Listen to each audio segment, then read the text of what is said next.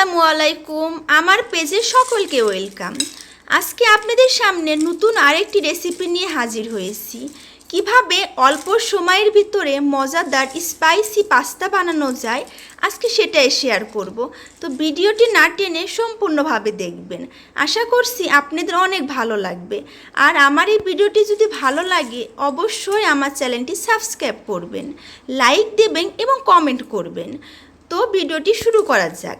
Pasta বানানোর জন্য এখানে প্রায় আমি 2 কাপের মতো পাস্তা নিয়েছি।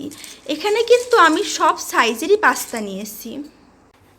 পাস্তা বানানোর জন্য আমি প্যানটি চুলায় বসিয়ে দিয়েছি। চুলার আঁচটি আমি মাঝারি রেখেছি। এখন এর ভিতর আমি 2 কাপ পানি দিয়ে দেব।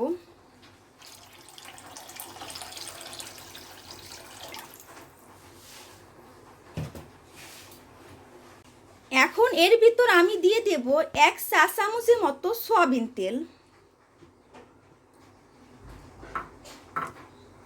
আর 1 চা চামচের মতো লবণ। লবণ আর তেলটা দেওয়ার উদ্দেশ্য যে আমার পাস্তাটা একদম ঝুরঝুরা হবে এবং একটি আরেকটির সাথে লেগে যাবে না।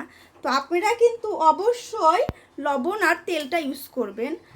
এখন আমি গরম হওয়ার জন্য অপেক্ষা করব। আমার পানিটা প্রায় গরম হয়ে এসেছে। এখন এর ভিতর দিয়ে দেব আমি পাস্তা।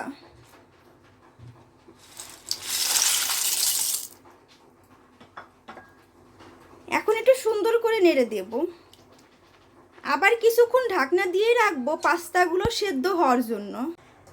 আমার পাস্তাগুলো একদম সেদ্ধ হয়ে গিয়েছে। এখন এগুলো আমি একটা বাটির ভিতর নামিয়ে নেব। আমার পাস্তাগুলো কিন্তু একদম ঝুরঝুরা এবং সুন্দর হয়েছে। এভাবে সবগুলো এখন আমি নামিয়ে নেব। আমি প্যানটি চুলায় বসিয়ে দিয়েছি এবং চুলার আঁচটি আমি মাঝারি রেখেছি। এখন এর ভিতর দিয়ে দেব আমি 2 চা চামচের মতো সয়াবিন তেল।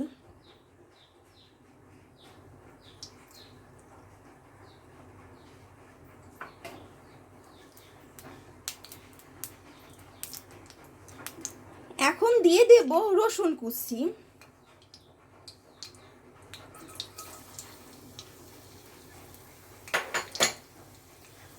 রসুন কুচিটা আমি একটু বাদামি করে নেব।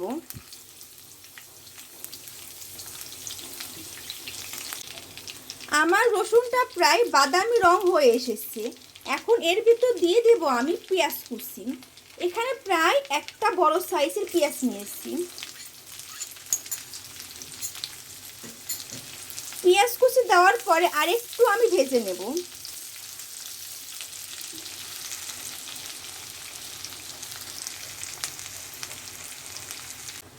পেঁয়াজ কুচিটা একটু ভাজার পর এখানে আমি দিয়ে দেব কাঁচামরিচ।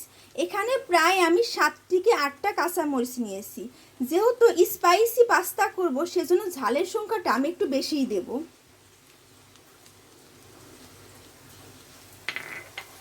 মরিচটা দেওয়ার পর আমি আবার একটু ভেজে নেব। এখন এর ভিতর দিয়ে দেব আমি 1 চা চামচের মতো সয়া সস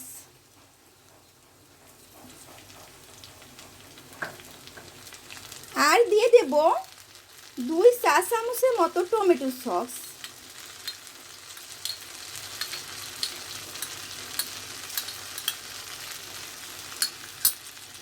এখন সবগুলো উপকরণ আমি আবার একটু নেড়ে নেব। এখন এর ভিতর দিয়ে দেব আমি টমেটো। এখানে একটা মতো আমি টমেটো নিয়েছি। সবগুলো উপকরণ দেওয়ার পর আমি আবার একটু নেড়ে নেব। নেড়ে আমি একটু ঢাকনা দিয়ে দেব।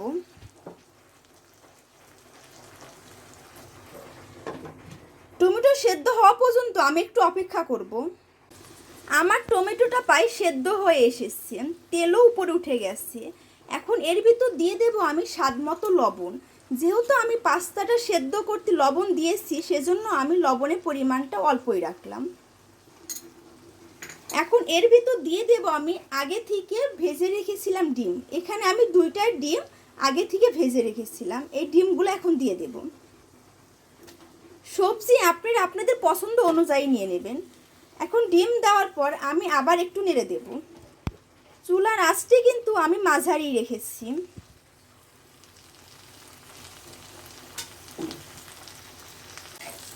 আমার সবগুলো উপকরণের সুন্দর একটি কালার এসেছে এবং খুব সুন্দর একটা ফ্লেভার এসেছে। এখন এর ভিতর আমি দিয়ে দেব পাস্তাগুলা, যেগুলো আমি আগে থেকে সেদ্ধ করে রেখেছি। সবগুলা পাস্তা এখন আমি এর ভিতর দিয়ে দেব।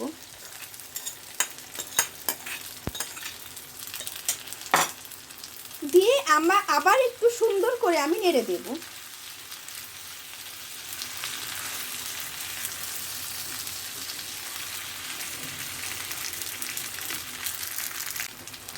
কিছুক্ষণ নাড়ার পর আমার পাস্তাগুলা কিন্তু পরিবেশন করার জন্য একদম পারফেক্ট।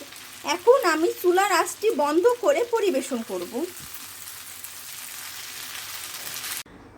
আমার পাস্তাটা কিন্তু অনেক সুন্দর হয়েছে, আপনারা কিন্তু দেখেই বুঝতে পারছেন। তো এভাবে বাসায় ট্রাই করে দেখতে পারেন, খুব সহজে স্পাইসি পাস্তা বানানো যায়। তো ভিডিওটি ভালো লাগলে অবশ্যই আমার চ্যানেলটি সাবস্ক্রাইব করবেন এবং লাইক দেবেন, কমেন্ট করে জানাবেন আমার পাস্তাগুলো আপনাদের কাছে কেমন লেগেছে। তো আজকের মতো এ পর্যন্তই, আল্লাহ হাফেজ।